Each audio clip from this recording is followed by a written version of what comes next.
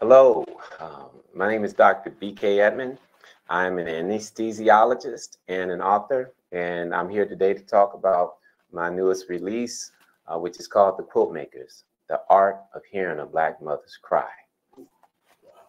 So if we're talking about Black maternal health. Why Black maternal health? Why are we focusing on that? Oh my goodness. Black maternal health, number one, over the past year or so, it's been recognized as a crisis.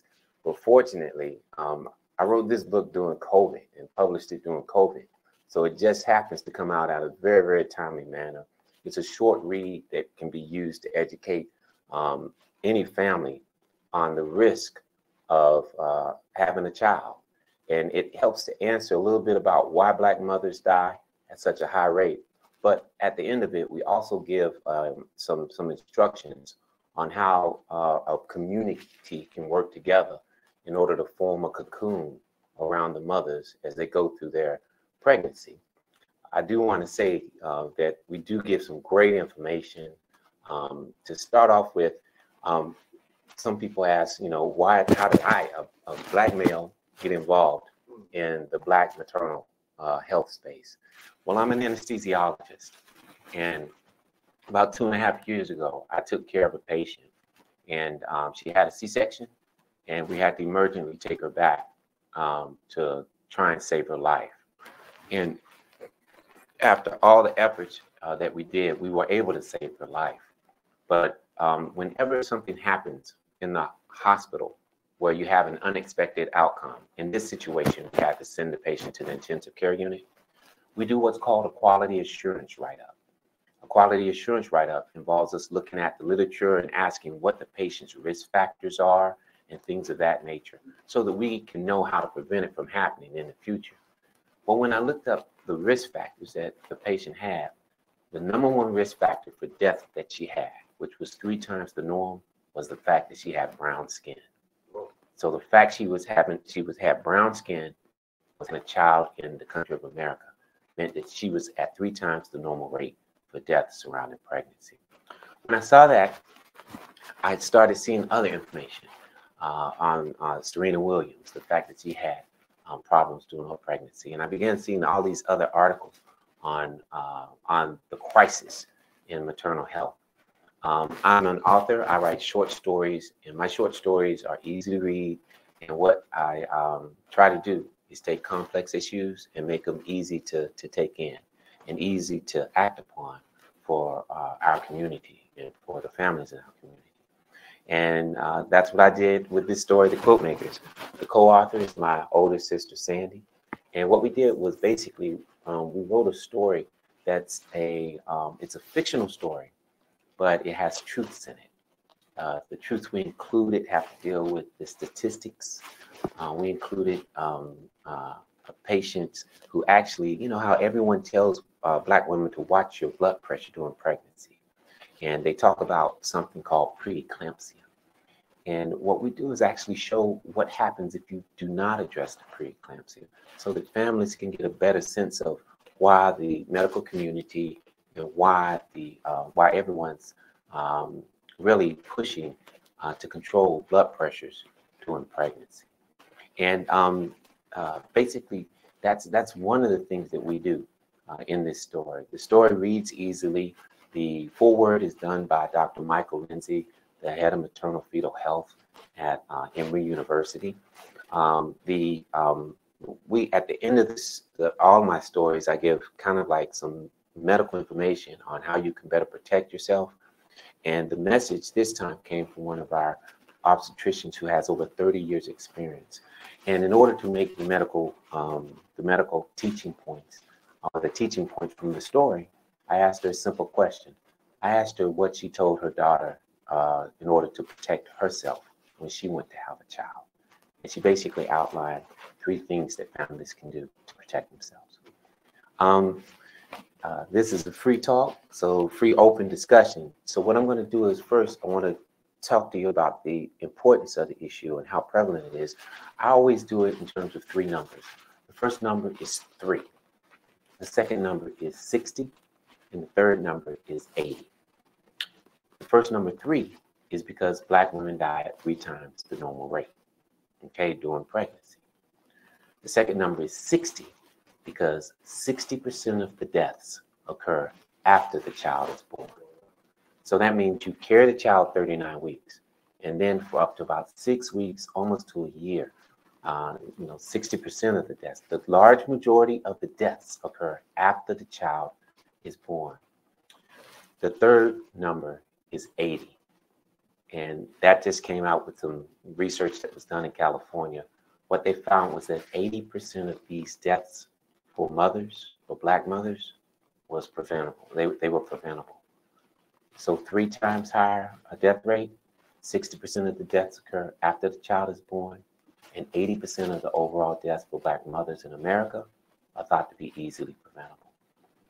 What that did for me was basically galvanize me and inspired me to write a story that would help to address the issue. Overall, whenever you do a story, you have a process. In developing the story, I take history. I use art to heal. So what we do is we use symbols from the Underground Railroad.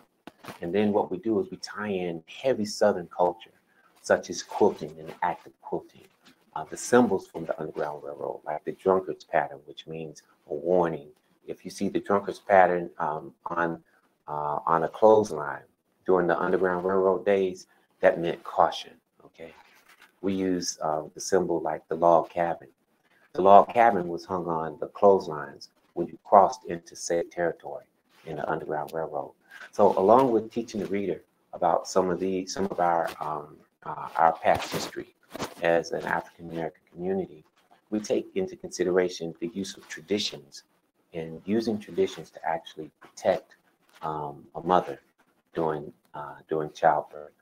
In this situation, what we do is we use the actual act of making the quilt, and through the act of making the quilt, a community of women basically form almost like a safety zone for mothers who are having children. The normal read, because we're dealing with a heavy subject, is to think that when you open the book, okay, it's going to be talking about these heavy things and the miserable things in life, but it's actually an extremely uplifting read because it involves a love story between an anesthesiologist and a widower. But it also involves positive things because instead of telling the story from the negative side, only focusing in on the negative, dark side of the healthcare system, what we do in this story is we actually create we call it a perfect community. And instead of talking about the illness from the side of a community that's suffering, where people are dying left and right, we talk about the issue while looking at a community that's gotten it right. And so you basically, in the storyline, you have a young anesthesiologist who's working in Atlanta. And what she does is she has a situation where she nearly loses a patient and finds out that the only reason she nearly lost the patient was because the patient had brown skin. But what happens is when she takes a vacation to go home and cool off and get herself together, she goes to her hometown in Lawrence County, Georgia, which is 20, 30 miles south of Macon, and which is our family, where our family homestead is. And what she does is she finds that when she talks to a mother about a high incidence of death in Black women dying, the mother and the godmother, none of the women know anything about it because lo and behold, when you look at the statistics in the state of Georgia, now this is make believe, but in this story, no Black woman has died from during childbirth in decades. No one can remember a Black woman dying during childbirth. And so what happens is the young doctor sets about trying to figure out why. And as she's figuring out why, she comes in to contact with all of these traditions that go on in her community.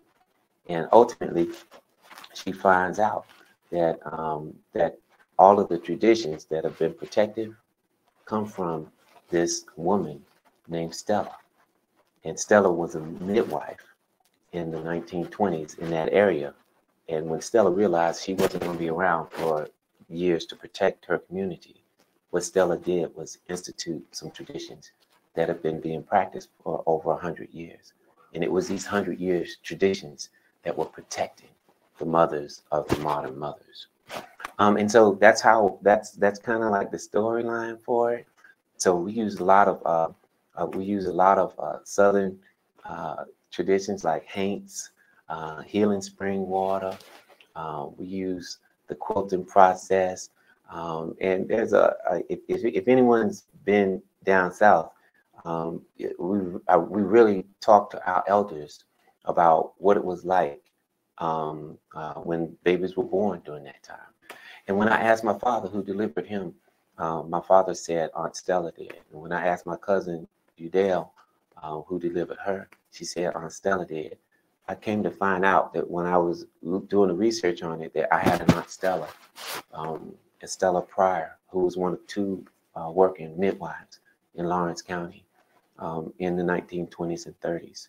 And the midwives were really the first line of caregivers. So if anything happened, you know, and one thing about midwives, the granny midwives were recognized as the best clinical practitioners, the best people to deliver babies in the community. So the black midwives delivered white babies as well. So everybody respected the midwives. And so what I did was go back and develop this character, Stella, and made Stella kind of like a Renaissance woman. And who, even though she only had an 8th grade education, she was full of voracious reader, but she was also a mathematician. And the way mathematicians approach any problem is they don't worry about what they don't have in order to solve the problem. They always start with the given. And that's one of the things about Black women over the years in America that makes them stand out.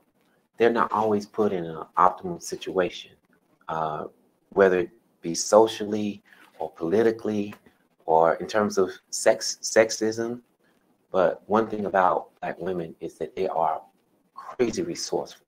And I come from a family made with women that are extremely resourceful. In the story, Stella takes the given that she has in terms of the ability to use traditions and the ability and her power in the community as a midwife, and she establishes traditions that carry on and protect those families. Now, the beautiful part about it, like I said, we found out that the midwife who delivered our family was Aunt Stella. But the other good part about it was, as part of the story, I was able to interview Aunt Stella's 100-year-old son, Bobby Pryor. And Bobby Pryor was able to tell me what it was like to be the child of a midwife in the 1920s and the 1930s and stuff. And that was unique.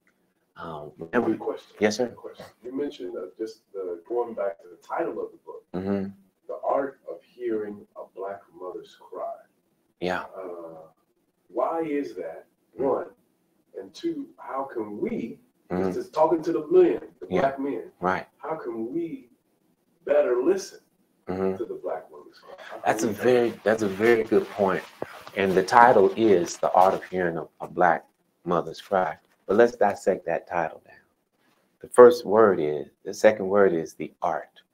So what I did was basically, if you look at the cover, we got one of the strongest graphic artists around, Orlando, the artist, to basically create this image for us. And the reality is, it's a gorgeous work of art in itself. But what we do in the story, not only do we use art in form of graphic art, but we use art in terms of quilting, art in terms of the descriptions of the symbols for the Underground Railroad.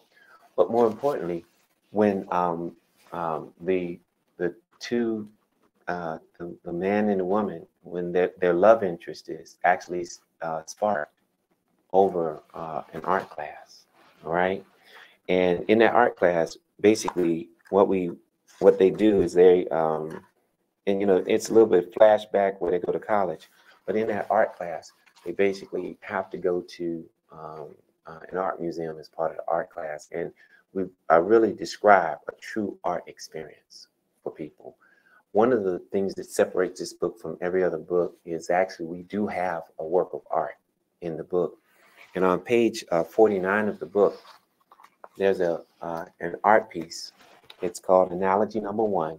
It's by one of the top graphic artists, international graphic artists in the world. The guy's name is Ruud Van Empel. And the woman in this art picture is the subject of the discussion in terms of the art experience. But the one thing about it was I've never met Ruud Van Empel, but I've seen his work. And when I decided to write the book, and I sent him a draft of it and asked him, could we use Analogy Number One in the book? And because he found out that we were using partial proceeds from the book to protect Black mothers, he gave us the okay to use it on all copies and all prints for this for the book.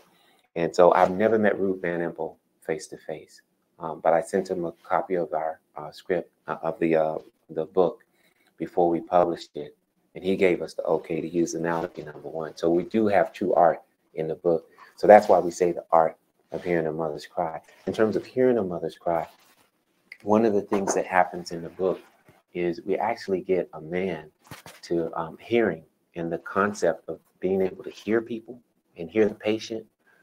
When I looked at and talked with all of the women who had bad interactions with the health, with doctors, the number one thing they said was that it seemed like the doctors and the nurses couldn't hear them. Wow. You know, and the Black woman would come in and they'd say, I would say something, it's almost like they just couldn't process it. So the theme in the book is actually teaching people how to hear each other. So what I did was research the top 10 things that show that you're listening and that you're connected and that you're understanding what someone's saying. In other words, the top 10 characteristics of a good listener. And I incorporate those into two of the characters. One guy's name is JT and the other one's name is Brandon. They're quality, excellent listeners. But then what I do is actually show how sometimes in the medical system, people they get the doctors it's almost as if the doctors know what the patient's about to say and are tying into a treatment modality without really listening all the way to the patient. And what we do is we use an example of that, but not only, and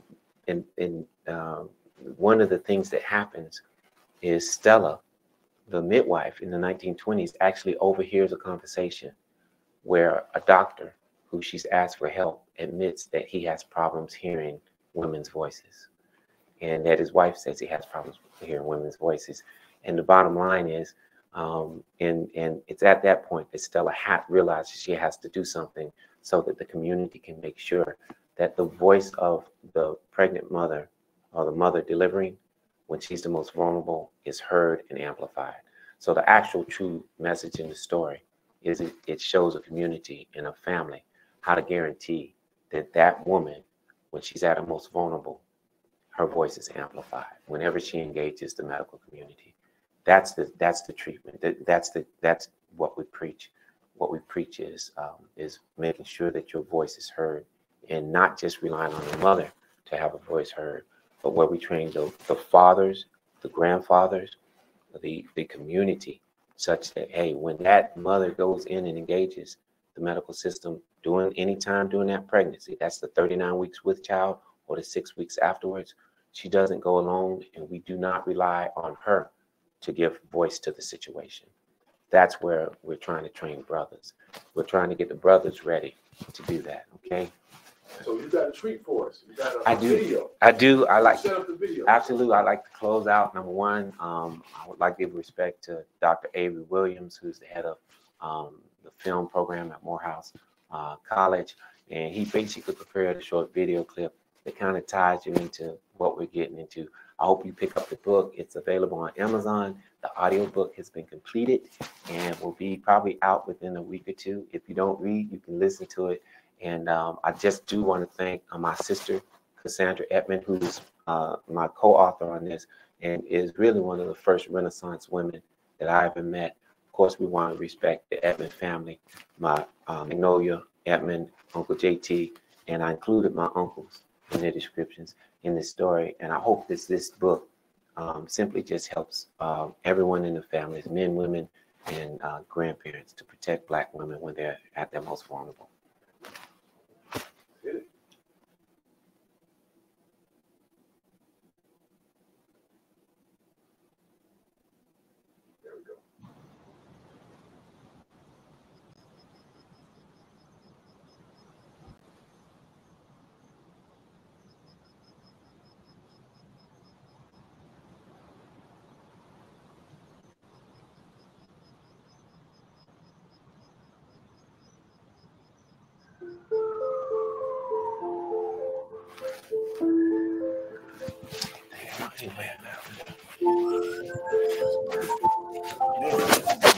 Today, a woman, an African-American woman, nearly died while living with her child. Oh, God, that's horrible. That can't be normal. Unfortunately, it is.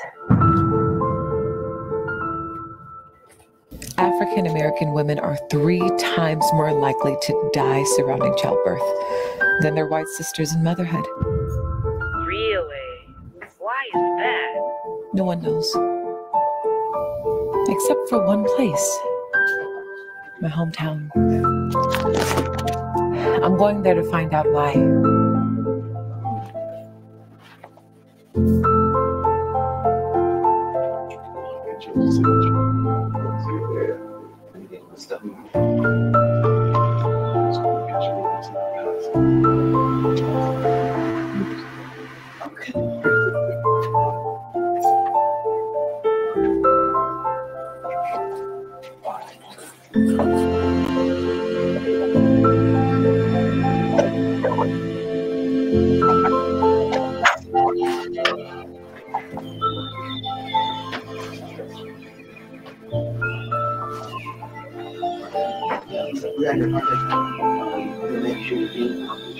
Okay.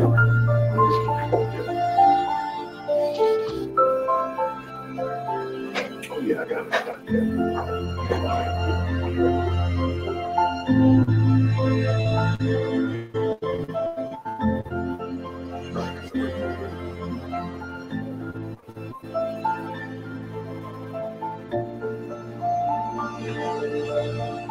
So how we doing today? I'm doing good, bro. Thanks for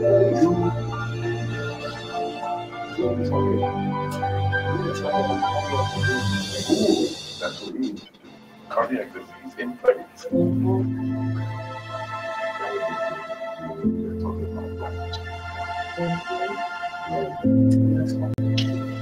Yes. at this mobility